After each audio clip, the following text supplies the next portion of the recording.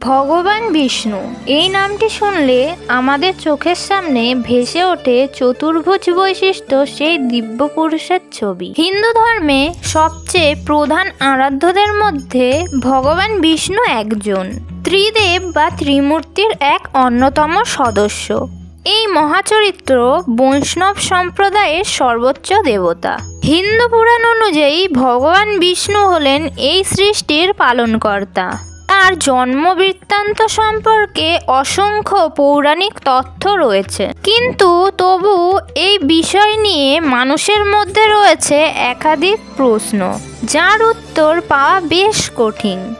আজকে আমাদের আলোচ্য বিষয় হলো ভগবান বিষ্ণুর জন্ম কিভাবে হয়েছিল।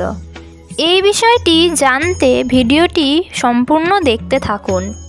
নমস্কার প্রিয় দর্শক, মাই বিউটিফুল আর্থে আপনাদেরকে স্বাগত। এই চ্যানেলে নতুন হলে চ্যানেলটিকে একটি লাইক ও সাবস্ক্রাইব করে পাশের বেল আইকনটি ক্লিক করে চ্যানেলটির পাশে থাকবেন। হিন্দু মহাপুরাণ অনুসারে ভগবান বিষ্ণু হলেন সেই শক্তি যিনি এই সংসারকে রক্ষা করে থাকেন। সৃষ্টির আদিতে যখন এই মহাবিশ্বে কিছুই ছিল না, সেখানে এক জ্যোতির আবির্ভাব হয়। সেই জ্যোতি ধীরে ধীরে এক পুরুষের রূপ ধারণ করে। বিষ্ণু পুরাণ অনুসারে এই আদিপুরুষ হলেন ভগবান নারায়ণ। নারায়ণের যোগনিদ্রা থেকে ব্রহ্মজল নির্গত হয় এবং এর থেকে ক্ষীরসাগরের সৃষ্টি হয়। এরপর শ্রীনারায়ণের নাভি থেকে এক পদ্মফুলের সৃষ্টি হয়, যা থেকে ব্রহ্মার আবির্ভাব হয়। এরপর ব্রহ্মা নিজের পরিচয় জানতে চাইলে নারায়ণ তাকে এই সংসারের সৃষ্টির কথা বলেন। এরপর ভগবান বিষ্ণুর বাম অংশ থেকে দেবী লক্ষ্মী আবির্ভূতা হলেন। নারায়ণ তাকে বললেন, কোনো পুরুষ নারীকে ছাড়া সম্পূর্ণ হবে না, আর এই সম্পূর্ণতাই নতুন প্রজন্মকে জন্ম দেবে। বিষ্ণু পুরাণ অনুযায়ী এই কাহিনী তো রয়েছেই, তাছাড়া আরও অনেক মতবাদ বিষ্ণুর সহস্র নামে। সৃষ্টিকর্তা ব্রহ্মার উক্তিতে শ্রী বিষ্ণুকে সহস্র সহস্র কোটি রূপধারিণী বলা হয়েছে।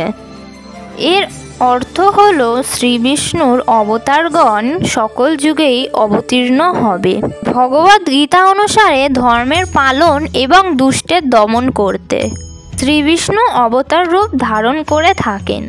হিন্দু ধর্মে ত্রিমূর্তি ধারণায় ব্রহ্মাকে বিষ্ণু চরাচরের সৃষ্টিকর্তা বলা হয়েছে, শিবকে ধ্বংসের প্রতীক বলা হয়েছে এবং শ্রী বিষ্ণুকে স্থিতের প্রতীক রূপে গণনা করা হয়েছে। বিষ্ণু পুরাণ অনুসারে ভগবানের গাত্রবর্ণ মেঘের ন্যায় নীল বা ঘন শ্যাম। তিনি চতুর্ভুজ। তার চার হাতে থাকে শঙ্খ, চক্র, গদা এবং পদ্মফুল। এই চারটি দিব্য জিনিস সংসারের চারিদিককে নির্দেশ করে। মধুর পঞ্চজন্য শঙ্খ, শক্তিশালী সুদর্শন চক্র, ভয়ানক কৌমোদকী গদা এবং কোমল পদ্ম ধারণ করে রয়েছে। জগতের স্বামী ভগবান শ্রীহরি। তার জন্মকাহিনী নিয়ে রয়েছে একাধিক বিতর্ক, কারণ বিভিন্ন পৌরাণিক উৎসে তার জন্মবৃত্তান্ত ভিন্নভাবে বর্ণিত রয়েছে। তবে প্রধান যে তথ্যটি বেশি গ্রহণযোগ্য বলে মনে করা হয় তা হলো ভগবান বিষ্ণু হলো জন্মহীন, অর্থাৎ তার জন্মই হয়নি। হিন্দু পুরাণ তথ্য মতে ভগবানের শক্তি হলো জন্ম মৃত্যুর উপরে, অর্থাৎ প্রকৃতির সাধারণ নিয়ম তার ক্ষেত্রে কার্যকারী নয়।